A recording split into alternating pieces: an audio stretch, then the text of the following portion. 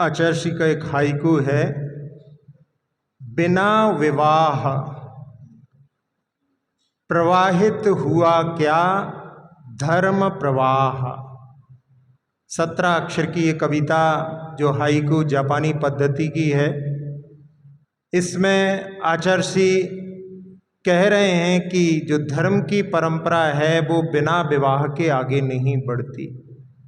जब सदगृहस्थ बनता है और अपनी अनंत वासनाओं को जिसने एक में सीमित किया है, वो वहाँ पर काम पुरुषार्थ के माध्यम से संतान आदि की उत्पत्ति करता है और उसके बाद में वो स्वयं मोक्ष पुरुषार्थ के लिए पुरुषार्थ करता है।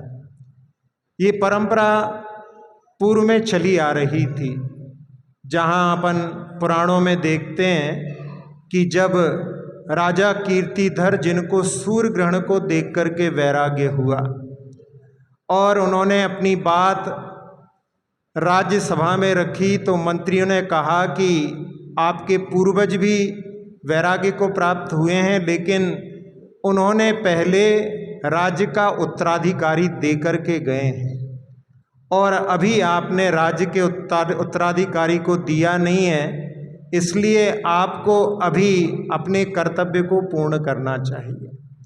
और उन्होंने उसका इंतज़ार किया। जब उनको ज्ञात हुआ कि उनकी संतान उत्पन्न हो गई है, और पहले तो उसको छुपाया था, बाद में जब उनको ज्ञात हुआ तो उन्होंने उसका राज तिलक करके दीक्षा को धारण किया।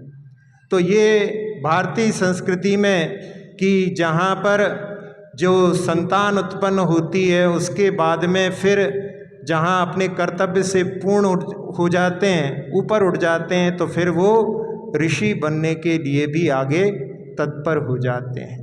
जब विवाह होता है तो उसमें विवाह के लिए किसके साथ में विवाह करें, इस पर भी विचार करना आवश्यक है, क्योंकि यहाँ पर धर्म प्रवाह यदि आगे बढ़ाना है तो विवाह भी समीचीन होना चाहिए। नहीं तो पद्धति कैसी रहती है, पूर्व समय से ही इस प्रकार की जो है नीति श्लोक में एक काव्य मिलता है, कन्या वरते रूपम माता वित्तम पिता श्रुतम बांधवा कुल मिच्छन्ति मिष्टान इतरे जना।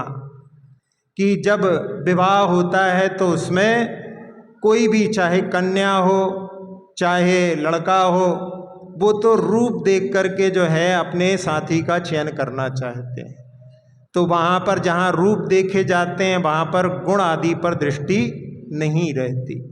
पिता की दृष्टि वहाँ पर कितनी योग्यता है, यदि जहाँ लड़की के लिए वर चयन करते हैं तो उस समय में कि जो हमारा दामाद है वो कितना योग्य है, तो उसकी योग्यता पर दृष्टि रहती है। और माता चाहती है कि हमारे लिए अच्छा धनवान दामाद मिले, तो उसकी दृष्टि वित्त पर रहती है। और जो बंधु वर्ग होता है वो चाहते हैं अच्छे कुल में विवाह संबंध हो जाए, और बाकी के जो सारे लोग रहते हैं उनके लिए उसमें कहा मिष्टान इतरे जना, उनको तो अच्छा जो है पार्टी दे दो, कहीं आप विवाह करो, उन्हें उससे कोई प्रयोजन नहीं। तो जहाँ भारतीय संस्कृति में माता पिता जहाँ कन्या का या वर का चयन करते थे तो उसमें ये दृष्टि उनकी रहती थी। जहाँ भारतीय संस्कृति में उनके लिए जिन यानी शब्दों से संबोधित करते हैं, वहाँ पर उनके लिए जहाँ लड़की का पिता लड़के के पिता को आपस में समधि बोलते हैं, और एक शब्द चलता है समधन। तो समधि का अर्थ यानी जिनके समान बुद्धि है, समान आचरण है, उनके बीच में जो है विवाह का संबंध हो। और समधन का भी जहाँ पर स्तर समान होता है वहाँ पर संबंध बहुत अच्छे होते हैं। तो इनके माध्यम से जहाँ पहले बताया था कि पिता जो है योग्यता को देखता है और माता वित्त को देखती है, इसलिए अपन आगम के उदाहरण को देखें तो पद्म पुराण में जब पूर्व में जहाँ राम का जो जीव था उसके साथ में सीता के जीव का विवाह की बात चल रही थी, और जिसके साथ में जब विवाह कर रहे थे पिता की दृष्टि राम की योग्यता पर थी, लेकिन जो सीता की माता थी उसने उस विवाह से करने से इनकार कर दिया, क्योंकि जो रावण का जीव था वो धनवान था, तो वो वहाँ पर चाहती थी कि रावण के साथ में, जो रावण है ना रावण का पूर्व भव है, तो वहाँ पर उसके साथ में विवाह हो। पिता जो है योग्यता को देख रहे थे और माता जो है वित्त को देख रही थी, धन को देख रही थी। और जब उसके लिए निषेध कर दिया तो जो लक्ष्मण का जीव था, जो राम का भाई था, वहाँ पर भी वो जाकर के रावण से लड़ाई करता है और दोनों उस लड़ाई में आपस में मरण को प्राप्त हो जाते हैं। तो उनके कारण में उनका बैर पूर्व भव से इस प्रकार से चला आ रहा था। तो जहाँ विवाह किया जाता है तो उसमें यदि समान स्तर के लोग और समान जिनका आचरण है उनके साथ में यदि विवाह होता है तब फिर धर्म का प्रवाह आगे समीचीन रूप से बढ़ता है। नहीं तो फिर उसमें जहाँ यदि बेमेल विवाह हो जाते हैं तो फिर उसमें धर्म की वृद्धि नहीं होती, बल्कि कई बार धर्म की हानि ही उसमें देखी जाती है। इसलिए धर्म प्रवाह को बढ़ाने के लिए, विवाह के लिए, इस पर भी अपने लिए दृष्टि रखना चाहिए। और साथ ही साथ में जहाँ विवाह हुआ है तो विवाह के बाद में जो काम पुरुषार्थ के माध्यम से संतति की ओर दृष्टि रहती है उस पर भी दृष्टि रहना चाहिए।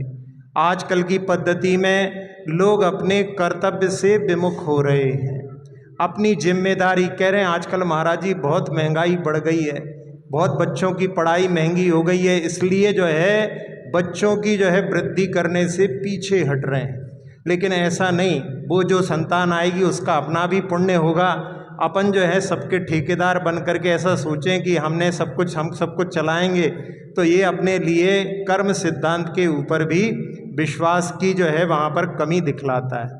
इसलिए और साथ साथ में आजकल तो और ऐसा चल रहा है कि जिसमें एक शब्द आया है डिंक। डिंक का अर्थ होता है फुल फॉर्म में डबल इनकम नो किड्स, यानी दोनों पति पत्नी काम करो, कमाई करो और कोई बच्चे उत्पन्न नहीं करो। क्यों? क्योंकि बच्चों में खर्च नहीं है ना, बस कमाई की ओर दृष्टि है, खर्च करने की ओर जो है वहाँ पर उसमें कमी करके, और इस प्रकार की भी पद्धति जो है आगे चल रही है। इसके माध्यम से जहाँ धर्म प्रवाह जो विवाह के माध्यम से वृद्धिंगत होता है उसके ऊपर भी जो है बहुत सारे लोग जो हैं उसमें सही तरह से योगदान नहीं दे रहे। और जहाँ कभी कभी तो जो है एक ही संतान हो गई, बस उसके बाद में लोग जैसे फुल स्टॉप लगा देते हैं।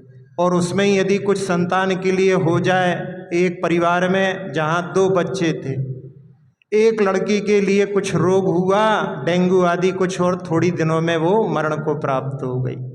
लड़का इंजीनियरिंग कॉलेज में पढ़ता था और मित्र के साथ में गाड़ी पर निकला और उसमें एक्सीडेंट में मरण को प्राप्त हो गया। अब दोनों संतान जो है मरण को प्राप्त हो गई, माता पिता का जीवन बहुत दूभर जैसा हो गया। तो जहाँ पहले के समय में बहुत संतान रहती थी तो उसके माध्यम से जहाँ यदि कभी कुछ हो भी जाता था, कुछ गड़बड़, तो उसके माध्यम से धर्म प्रवाह अवरुद्ध नहीं होता था। और जहाँ जब एक एक बच्चे का रहेगा तो जहाँ उसमें उसके जो संबंध होते हैं जिनके साथ में बढ़ कर के वो कुछ सीखता है, वो सारी चीज़ों से दूर होकर के वो एकाकी जीवन जीने वाला धर्म से भी जो है वहाँ पर विमुख होने की संभावनाएं ज़्यादा रहती हैं। तो यहाँ जिस हाइकू को आचार्य सिंह ने इसमें लिखा है कि धर्म का प्रवाह बिना विवाह के नहीं बढ़ता है, लेकिन जहाँ जिनकी जिम्मेदारी है उनको उसकी जिम्मेदारी समझ करके अपने कर्तव्य से विमुख नहीं होना चाहिए। एक बार एक महाराज जी ने बताया कि एक परिवार में 4 भाई थे और 4 भाई में एक की एक संतान हो गई। तो बाकी सब ने कहा कि बच्चे को खिलाने के लिए हो गया, बाकी सब लोगों ने कोई भी जो है काम पुरुषार्थ के माध्यम से संतान उत्पन्न करने के लिए तैयार नहीं। तो महाराज जी ने कहा कि यदि संतान उत्पन्न नहीं करना है तो ब्रह्मचर्य व्रत ले लो। तो ब्रह्मचर्य व्रत लेने के लिए भी तैयार नहीं है, लेकिन संतान की उत्पत्ति से बचना चाहते हैं, यानी अपनी जिम्मेदारी से भागना चाहते हैं। तो इस प्रकार से यदि कार्य करेंगे तो उसके माध्यम से जो धर्म प्रवाह है वो कैसे आगे बढ़ेगा। जितने भी जो हैं भारत के डाटा एनालिसिस करने वाले हैं उसमें एक पारसी समाज है जहाँ पर बहुत कम ग्रोथ रह गई है, और वैसी ही स्थिति अब जैन समाज की भी आगे आ रही है कि वहाँ पर भी ग्रोथ जो है उनके निकट पहुँचने जैसी हो रही है। यदि ऐसा रहा तो जिसके माध्यम से जो बड़े बड़े क्षेत्र आदि हैं जिनकी सुरक्षा की जिम्मेदारी जैन समाज की है, आगे आगे यदि संख्या कम होती गई तो फिर उनकी सुरक्षा कैसे होगी। तो इसके माध्यम से अपने लिए कि अपने जो कर्तव्य हैं उनसे जो है विमुख ना हो करके यदि विवाह किया है तो उसमें अपने कर्तव्य को मान करके अपने जो संतति का कार्य होता है। अभी कुछ दिनों पहले एक वीडियो दिखा रहे थे, उसमें प्रमाण सागर जी महाराज ने वहाँ पर कहा कि प्रत्येक जो है प्राणी के लिए जिस विवाह करता है कम से कम 4 जो हैं संतान को उत्पन्न करना चाहिए। फिर बाद में कुछ लोगों ने बोला होगा कि महाराज जी आजकल ऐसा ज़माना नहीं है, तो बाद में कह रहे हैं कि महाराज जी ने कहा कि कम से कम 2 हो तो अपने लिए 2 को आगे छोड़ करके जाओ, तो जिससे कम से कम धारा जो है चलती रहे। ऐसा उन्होंने उस समय में, लेकिन वो जो हमने पहले एक उदाहरण आपके लिए दे दिया है उसके माध्यम से अपन समझ सकते हैं कि जहाँ धर्म प्रवाह यदि वृद्धिंगत नहीं होगा तो उसमें फिर जो है अपने धर्म का संरक्षण आगे कैसे होगा। ये बहुत एक ज्वलंत प्रश्न जो है समाज के सामने खड़ा हुआ है, और साथ ही साथ में कई समाजों ने उसमें आगे बढ़ कर के ऐसा किया है कि जिनकी ज़्यादा संतान होंगी उनको वहाँ पर सम्मानित किया जाएगा, उनके बच्चों की जो पढ़ाई आदि का खर्च है उसकी जिम्मेदारी समाज लेगा। तो इसके माध्यम से जहाँ लोग इससे पीछे हट रहे हैं उनके लिए भी उससे प्रोत्साहन मिले और अपने कर्तव्य को वो सही तरह से पालन करते हुए अपनी जो विवाह किया है, जहाँ काम वासना के माध्यम से पाप का अर्जन होता है, लेकिन यदि उसमें धर्म संतति यदि वहाँ पर सत संस्कारों के साथ में यदि कोई श्रावक दे जाता है तो वो अपने उस पाप से बहुत कुछ जो है वहाँ पर जो है उससे हटाने के लिए भी कार्य जैसा उसमें अपन मान सकते हैं। इसलिए आचार्य श्री के इस हाइकू को, जो कि आचार्य श्री के श्रीमुख से ही हमने एक बार उनके प्रवचन में जो सुना था कि बिना विवाह प्रवाहित हुआ क्या धर्म प्रवाह। धर्म प्रवाह है ना, जो धर्म का प्रवाह, जो धर्म बह रहा है वो धर्म, जैसा कि आचार्य समंतभद्र स्वामी ने रत्नकंड श्रावकाचार्य में लिखा है, ना धर्मो धार्मिकैर बिना। धर्म जो है कोई ऐसी चीज़ नहीं कि कहीं भवन में कहीं कोई इमारत में हो। धर्म तो जो धर्म का पालन करता है उसमें रहता है। तो जब धर्म पालन करने वाले नहीं होंगे तो धर्म कैसे रहेगा।